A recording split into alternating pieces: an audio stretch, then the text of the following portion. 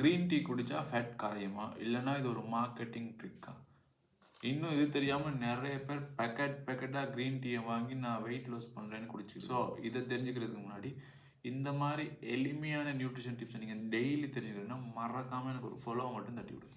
இந்த green tea வந்து எதுலேருந்து தயாரிக்கிறாங்கன்னா தேயிலை. சயின்டிஃபிக் நேம் என்னென்னா கெமேலியா சினென்சிஸ். பட் இதில் இருக்க ஒரு மெயின் காம்பவுண்ட் தான் இங்கே இருக்க மேஜிக்கே, ஆன்டி ஆக்சிடென்ட். க்ரீன் டீயில் நிறைய ஆன்டி ஆக்சிடென்ட்ஸ் இருக்குது. ஸ்பெஷலாக இதுக்கு பேர் கொடுப்போம் கெட்டஜீன்ஸ். இதுலேயும் நிறைய வகையான கெட்டஜீன்ஸ் இருக்குது. இதில் ஃபேமஸான கெட்டஜீன் எதுனா இஜிசிஜி, எபிகேலோ கெட்டஜின் கேலேட். இது என்ன செய்யும் அப்படின்னா நம்ம பாடியில் இருக்க ஃபேட் கொழுப்பை ஆக்சிடேஷன் செய்கிறத இன்க்ரீஸ் பண்ணும். அப்படின்னா ஃபேட்டை உடைக்கும், மெட்டபாலிசத்தை கொஞ்சம் பூஸ்ட் பண்ணும். அதே நேரம் முக்கியமான ஒரு வேலை செய்யுது, நம்ம பாடியில் இருக்க பெல்லி ஃபேட், அந்த பெல்லி ஃபேட்டை எனர்ஜியாக நம்ம டெய்லி செய்கிற ஒரு வேலைக்கு எனர்ஜியாக அந்த பெல்லி ஃபேட்டை யூஸ் பண்ண சொல்லி பிரெயினுக்கு இன்ஃபர்மேஷனை கொடுக்கும். ஸோ நம்மளோட பெல்லி ஃபேட்டை குறைக்கிற வேலையும் இது செய்யும்.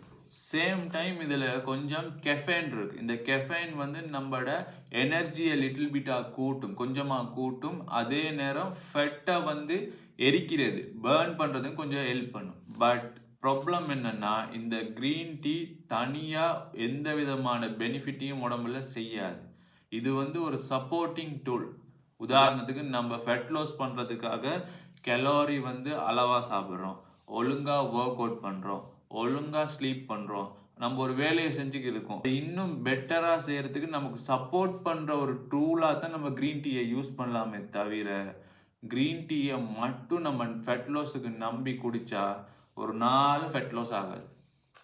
ஸோ ஃபெட் லாஸ் அப்படின்னா ஒரு ப்ராப்பரான diet plus discipline plus consistency plus இந்த சப்போர்ட்டிங் டூல், நீங்கள் பெட்டரான ஃபெட் லாஸை பார்க்கலாம்.